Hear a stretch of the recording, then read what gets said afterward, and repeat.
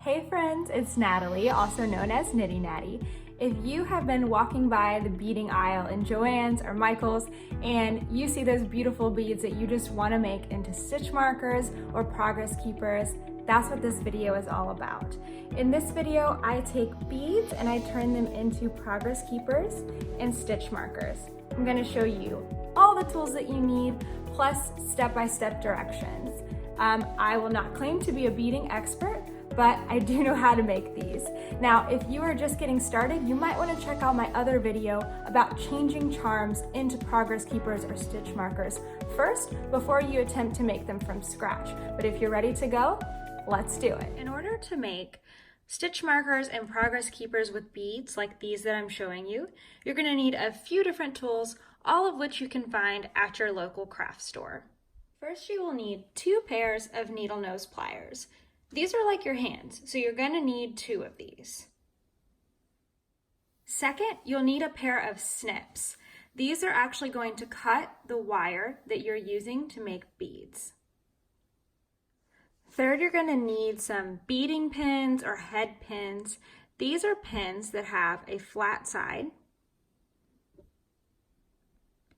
to hold onto the bead and a long, straight kind of shaft where we're going to thread the beads on. Fourth, you're going to need jump rings. These have a split and they're used to connect your different hardwares. You're also going to need fasteners. This is what's going to connect directly to your needle or to your project. You can use lobster claws, earring backs, or even larger jump rings if you want to make a stitch marker. Finally, you're going to need some beads. I like these glass beads that they have at Joann's. They come in a long string, so you get a ton of them. Sometimes they're all different and sometimes they're the same, so you can make a set or make them as gifts. I also like to pull beads off of other charms that I buy and use them as stoppers with these larger beads. I know that can be overwhelming because it's a lot of tools to start out with. You might want to start by modifying other charms you already have into progress keepers, and you can see that in my other video. But once you start to build up your collection, it really is a cheap way to make your own progress keepers. I have this little fisherman's tackle box that I got at Walmart, I think, and I've got everything separated into color and style. I also hang on to some extra beads in case I need to make a quick gift.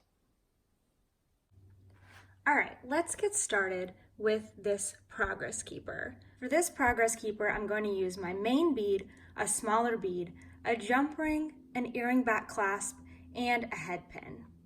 Getting started is super simple. I'm just going to take my head pin and I'm going to thread my beads in the order that I want. So this one will be at the bottom, and as you can see, the head pin stops it from falling off. And then this bead can be at the top. Now, if for some reason you get a bead that has such a large hole that it won't actually stay on the head pin, you could put that smaller bead at the bottom and it would hold it on.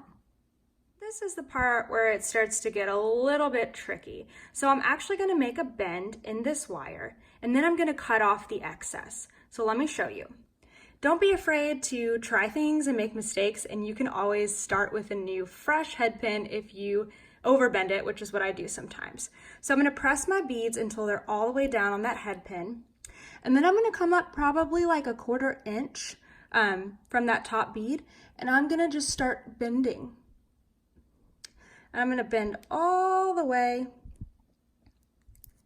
until I have a nice curve here. Now you're going to need those snips. You're going to snip off this excess. So come to I would say right above where the bead is, because you're still going to need some to bend over, and you're going to snip. Now my snips are not the greatest, so they might send this going everywhere. Let's see. Oh, it actually stayed on. This is what it should look like. All right, now I'm going to add on my jump ring. I'm just going to hook it on, but we're not done here yet. I need to bend this until it completely encloses the jump ring. So I'm going to tilt it until it's kind of like a hook holding onto my jump ring. And I'm going to bend that part closed. It'll be a little hard to show you, so let me see if I can do it. So I'm actually going to squeeze now. Sometimes your jump ring is so in the way. Okay, can you see that? I'm going to squeeze that shut just a little bit more.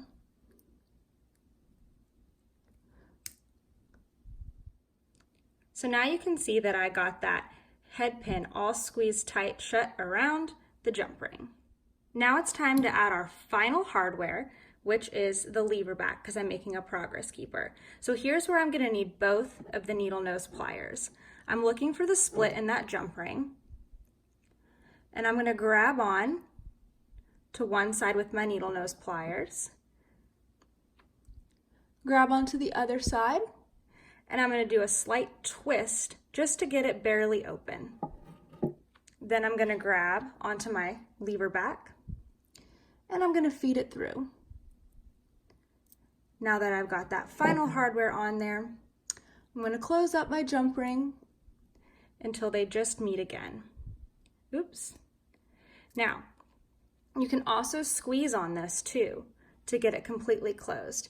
And remember, if you overbend it, you can always grab another jump ring and try again. That's how you can make a progress keeper out of any kind of beads. These are also great for crochet. So let's scoot on over and see how to make those stitch markers. The stitch marker is just about the same as the progress keeper.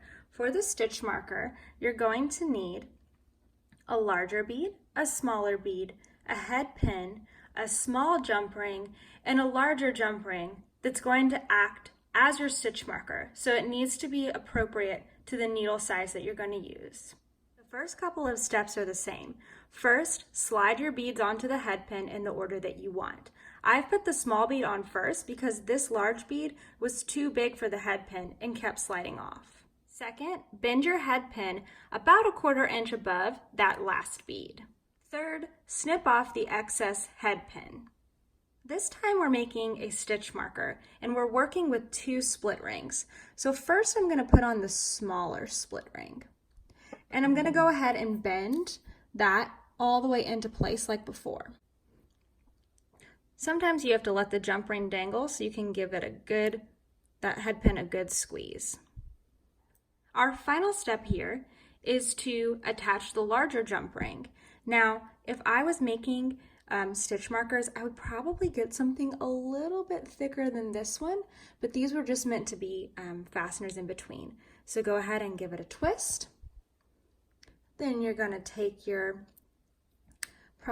stitch marker here, and you're going to attach it to that smaller jump ring and just loop it on. And then take your 2 needle nose pliers, and you're going to close that right back up.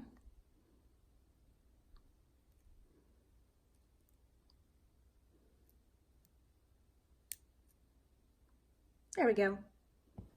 There you have 2 beautiful stitch markers that you can make out of any kind of bead that you see in the store.